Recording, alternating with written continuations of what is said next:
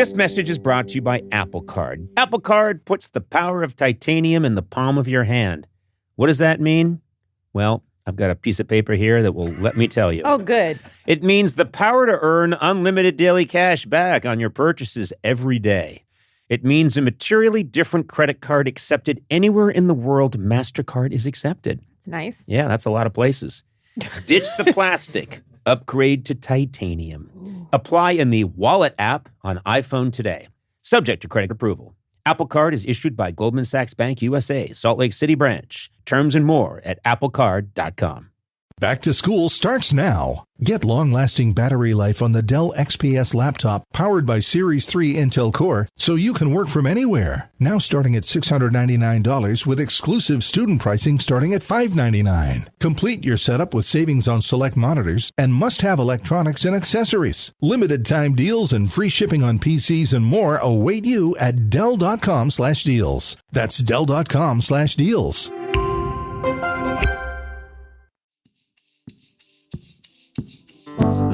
Conan O'Brien needs a fan. Want to talk to Conan? Visit teamcoco.com/callconan. Okay, let's get started. Hi there, Turner. Let me introduce you to Conan and David. Hey, how are you, Turner? Lord O'Brien, you grant me a great honor with this audience. Bearer of the Auburnish crown, Lord of the Gangly Reach, Prince of the Questionable Pallor. I'm really sorry. Shtick is my body's natural defense mechanism to anxiety. That's fantastic. So. No, I loved it. I was very frightened for a minute that you had a large tumor pressing into your brain and that we were going to immediately have to relieve the pressure. That's not inaccurate. That is absolutely not inaccurate. Well, I hope it is, because I'm laughing, and I hope that it is inaccurate. Oh, no, you're a horrible person. Turner Coates, that was, your name is Turner Coates, is that correct? That is correct. The third. You're Turner Coates the third. Indeed. That's fantastic. What a great name. The name's Coates, Turner Coates the third. Everybody assumes it's a stage name. They're like, no, your real name. We are going to need your real name. I'm like, no, officer, I swear, Turner Coates is my real name. You know what's interesting? I've always thought that if someone is I'm the third or I'm the fourth, the assumption always is that they have a great deal of money.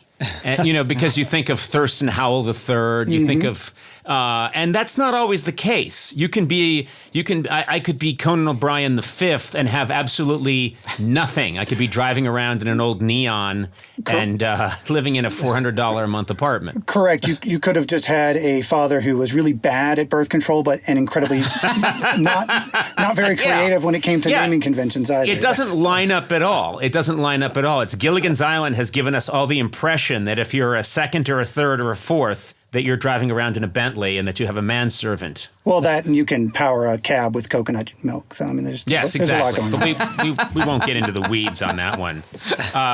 Hey, Turner, so much to ask you about. First of all, I know there's got to be a backstory to the way that you greeted me because you had a stunning command of that formal, almost regal language. And I'm going to find out what that's all about. But first, tell me, where are you? Where do you live? I'm in Austin, Texas. So you are helping keep Austin weird. Indeed, we're helping. Single-handedly. Single-handedly. You are the reason Austin, if you were to leave Austin tomorrow, Austin would immediately would lose all of its weirdness. Immediately go Republican. And, yeah, exactly. Things would just completely turn upside down. Dogs and cats living together the whole nine. Yeah. So you live in Austin, and what kind of stuff do you do? How do you plot? What is your trade? How do you make your living? How do you get the dough? My day job, I am a director of purchasing for a large commercial design firm that specializes in senior living and multifamily communities. Okay. But my side hustle is a different story. All right, let's talk about your side hustle. That would be a Dungeon Master, Conan. Okay. A Dungeons and Dragons Dungeon Master. Correct. It's not a sex thing. Let's be perfectly clear. I'm pretty sure that they cleared that up front. Yeah.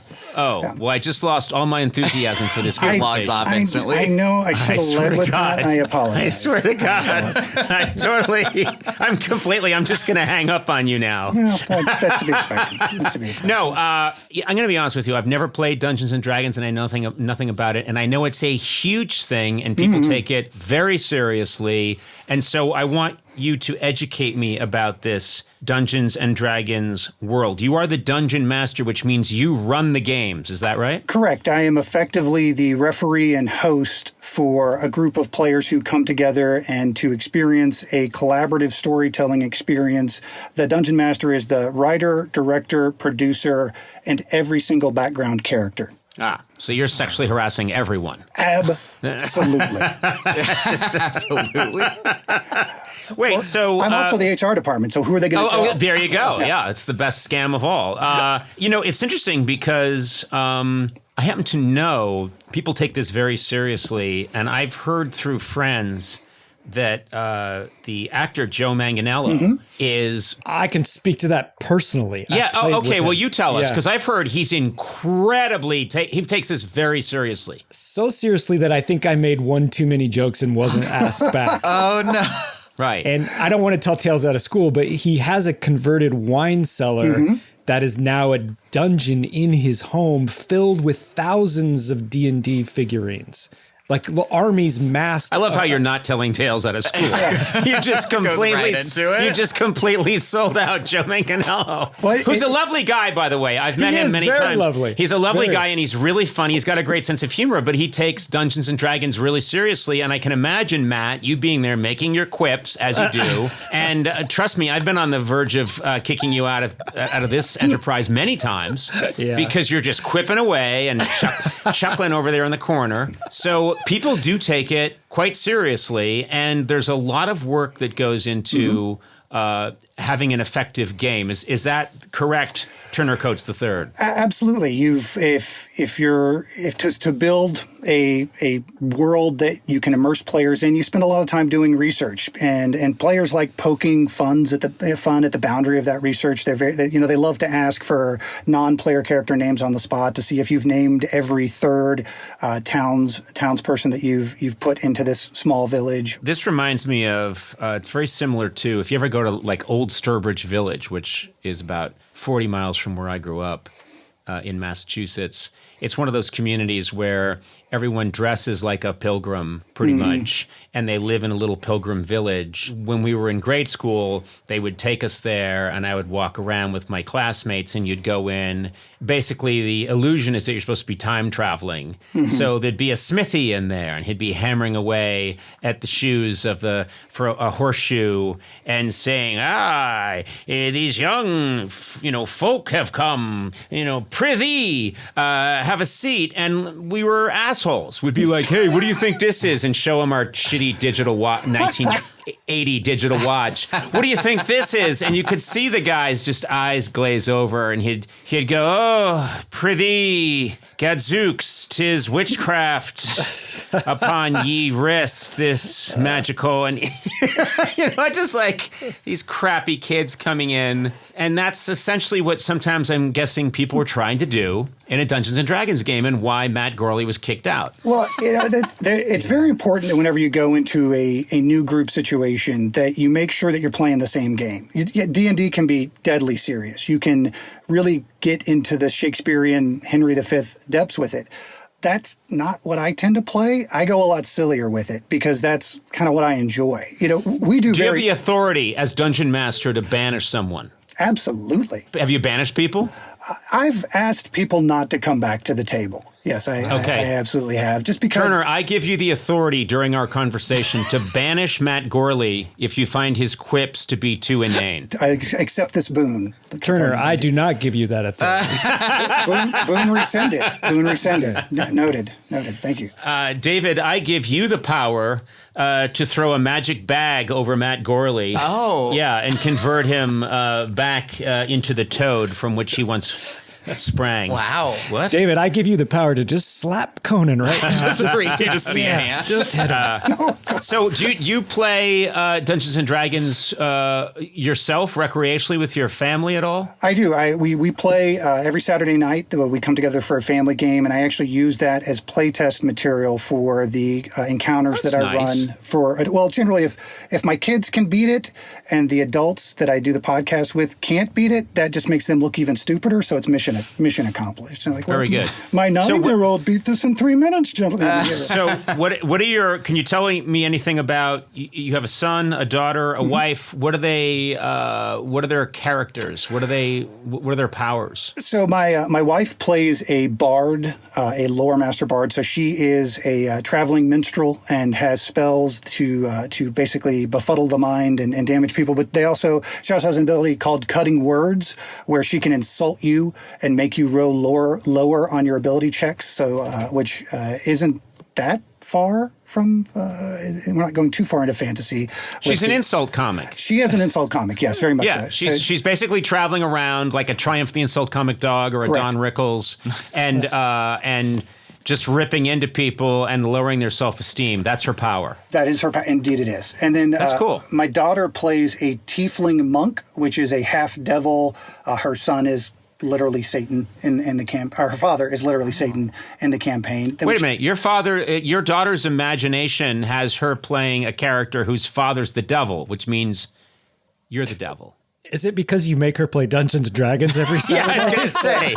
She wants to go out with her friends, and you're like, no! You're going to play Dungeons and Dragons in the basement with me. Now tell me about your character. Well, I don't know. My dad's the devil.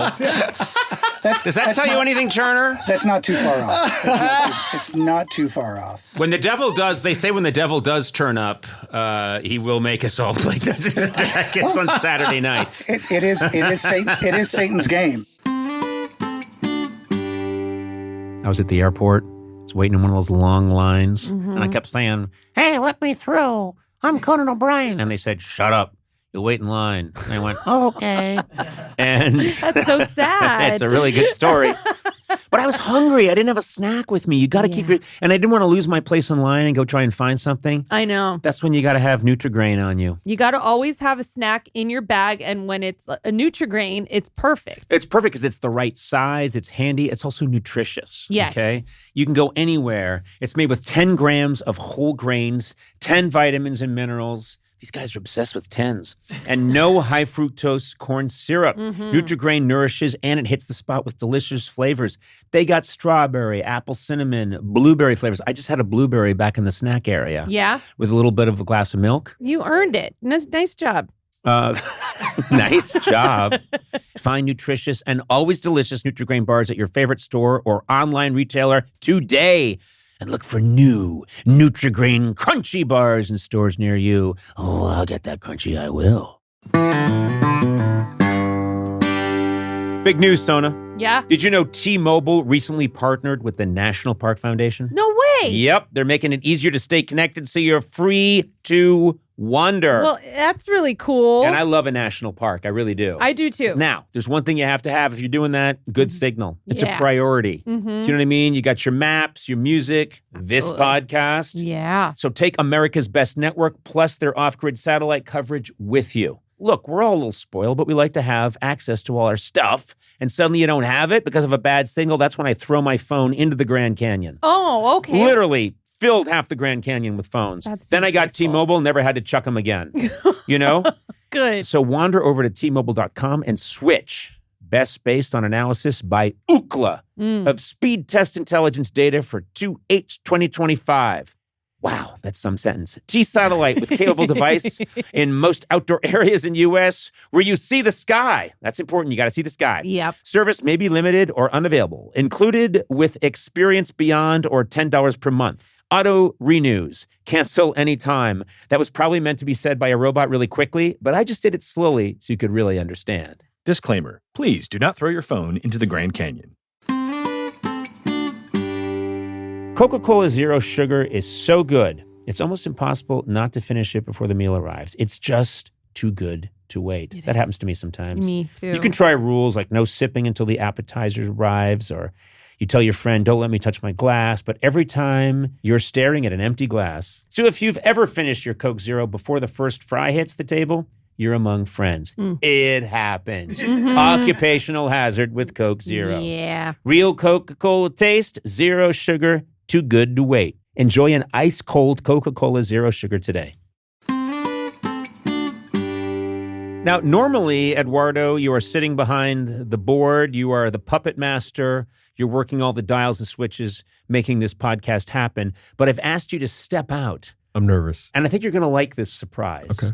And it involves our friends at Miller Lite. I know that you're a massive football fan. That's right. Because we've caught you watching matches while we're taping a podcast, and you're clearly have just taped some of the buttons down into position so you can watch.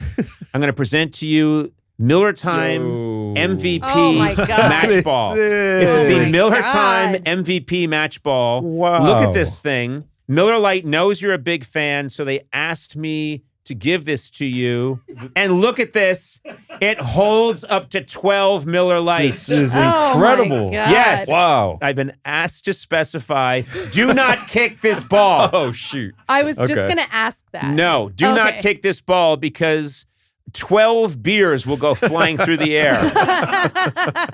Tell me, how is this going to be used? Where is this going to go in Instantly. your home? I mean, I've been watching all the matches with friends and family. This is the perfect piece to add to the table. This is really Yeah, cool. here, you want one? Yeah. Oh, thanks a lot. Oh, look at it. Yeah. Thank you.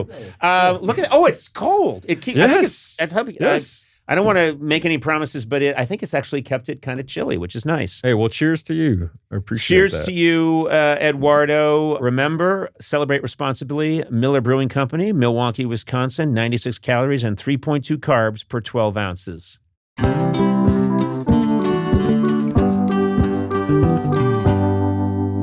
So that's your daughter is a tiefling monk? A tiefling monk. And then my son plays a dragonborn trickster cleric of the god Aladamara, who is amnesiac. And he's actually the reason why we started playing together as a family. He came to me and said, hey, I've heard about Dungeons & Dragons. Have you ever heard about it? Could we play it? And I was like, oh, the chosen one has finally risen. I've never been more proud of you, my son. And he decided, he's like, well, I want to play a dragonborn, which I like these dragon people. And I want him to be an amnesiac trickster cleric and develop this whole backstory. And I'm like, you've never been more proud of you than just right now. Right. And then my daughter was like, yeah, my dad's the devil and I want to punch things. So that's, exactly. The level of backstory thought was completely different. Yeah. Once she knew her dad was the devil, she had it. She was all in. She's all in. So how long do these games take? Because, I mean, Dungeons & Dragons games can go on for days, right? Months, years. Yeah, the family game we limit to about an hour and a half. The typical play session in an average scenario is about 3 to 4 hours. And then you can do a single one-off, what's called a one-shot. Those tend to be very compressed. I'm not a huge fan of running those. But a larger campaign can last years. I played one in high school and college that lasted probably about 3-4 years to get from start to finish, and a lot of them don't finish. They kind of start and then will peter out. That's a question. If you're playing a game that lasts 4 years and it ends, is there a period of almost mourning and loss afterwards? There is a little bit. It's like a TV series that got canceled without ever really having the finale. You know, if you... Oh, I've done that. I didn't want to bring it up. Was that I'm sorry. That's fun, yeah. Wow. So no, a lot of times if you can see a group running its natural course as a dungeon master, you can plan a narrative for that to tie it up.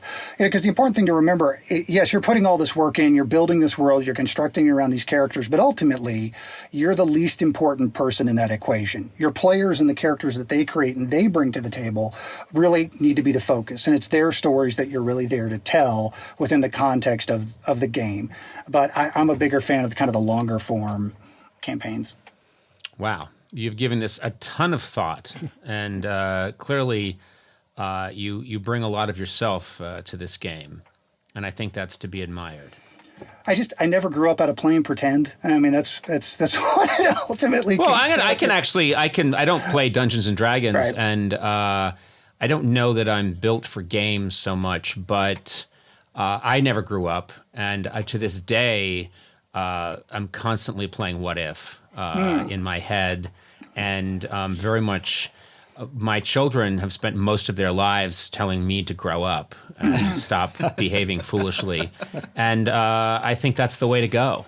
And I only say that because I know no other way. I've never explored another possibility. It gives me an excuse to have a reason to wander around the house going, yes, I think we really should be going this direction. Or, to have those. Oh, you do the voices? Oh, I do the voices, yeah. Well, let's hear some of that. Oh, okay. So, there's LaCroix Waterloo, who is my Goliath. LaCroix Waterloo, the Goliath barbarian, who, yes, is named after the seltzers that were on my desk at the time of his name. Named after the seltzers. Lemon lime, of course, not included. And that is, I'm terrible at I'm terrible at maps, and I'm terrible at naming stuff, which you would think as a dungeon master would be. But I just, look at my desk, flip it. I have a major character named Ognum the Sage, who's named after a mango bubbly water, and his partner Tied Echo is the Diet Coke that was next to it. So as long as you put Let's hear those voices. Well, Ognum is very thready and breathy. Now, Conan, you've got to understand, Ognum is a little bit of a mad scientist, almost like a contemporary character who you would catch. He likes to bring the characters forward and then cut them down and insult them because they are quite incompetent. And then Tied is, Tied's a little bit more of a gruffer kind of lumberjack kind of character. He's So, and then you've got... He's Nick Offerman, basically. Exactly. Well, I actually have a Nick Offerman character in my main campaign, Bronson Swan. There's bird people. They're called Aarakocras, and he's a gleaming white Aarakocra that works for the Taliesin Parks and Rec Department, managing the gates to the Field of Madness. I spend way too much time thinking about stuff like that. So what, do you have a question for me? How can I help you? You seem to be the knower of all things. I feel like there's nothing I can tell you. Well, I would like to know, Conan. So obviously you're familiar with Stephen Colbert and his love of fantasy and all things Tolkien. Yes. Well, Stephen's thing is Tolkien, and his knowledge of those books is astounding. I mean, literally, I think he can tell you page numbers that things occur on, and he memorized some of the long poems and incantations, and so he's being hospitalized. My real question for you is, in a LARP fight, in a live-action role-play fight, who do you think could take who? Could you take Colbert and his boundless Tolkien knowledge, or could Colbert take you and what I imagine is your substantial reach in a fight? I've got the reach on Stephen. Stephen knows so much more about fantasy fiction than I do. In fact, that's not even a fair fight. He just would destroy me in a second. I know that basically there's a ring, there's Gollum, I think there's Mordor. And I remember Mordor because he's it's referenced. Mordor. I think it's Mordor. No. You know what it is? It's Mordor, and he shops at Mordor. It's a large package store. Saved it. I can always remember his name because it's one of the most ridiculous vocal performances by in Led Zeppelin.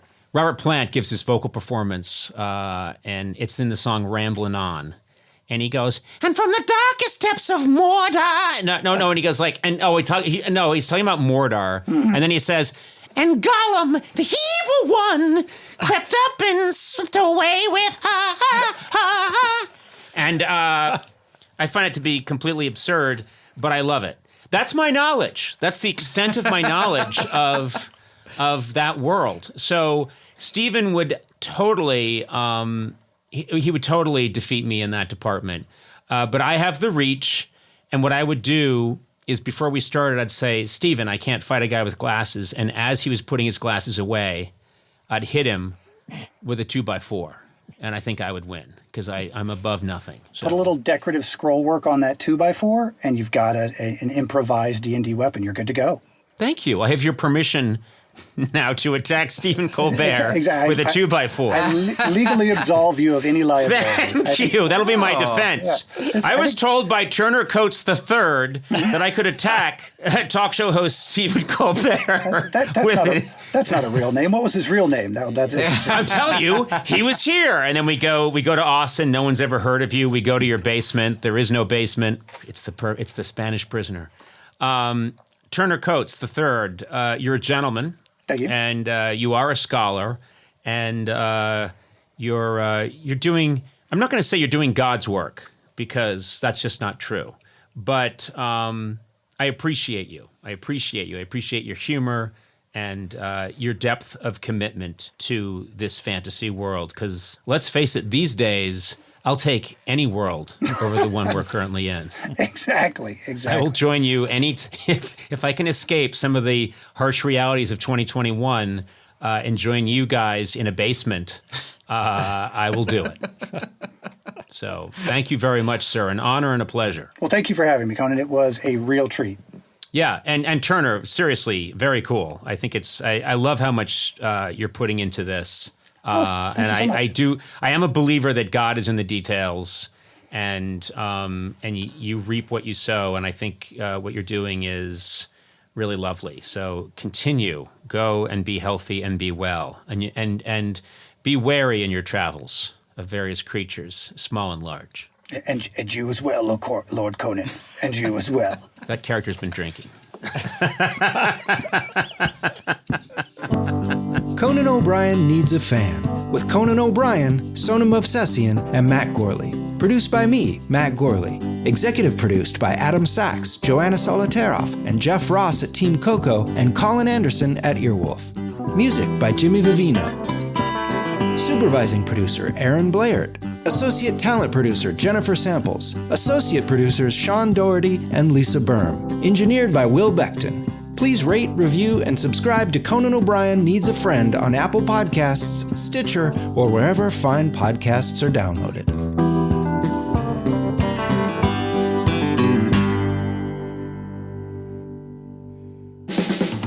This has been a Team Coco production in association with Stitcher.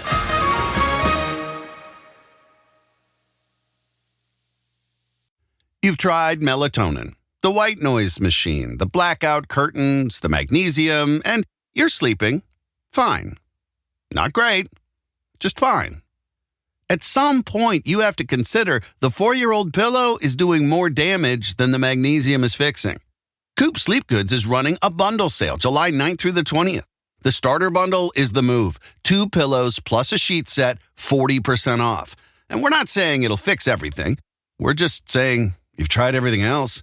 Coop's pillows are adjustable, designed to fit how you sleep, not just tolerate it. Mix and match any 2 pillows at 25% off or go all in on the starter bundle. One real upgrade beats 6 mediocre ones. Head to coopsleepgoods.com/comedy. That's COOP sleepgoods.com/comedy for 40% off the starter bundle and 25% off all other bundles. Running a business is hard enough, so why make it harder with a dozen different apps that don't talk to each other? Introducing Odoo, the only business software you'll ever need. It's an all-in-one, fully integrated platform that makes your work easier. From CRM, accounting, inventory, e-commerce, and more. And the best part, Odoo replaces multiple expensive platforms for a fraction of the cost. That's why over thousands of businesses have made the switch. So why not you? Try Odoo for free at odoo.com. That's ODOO.com.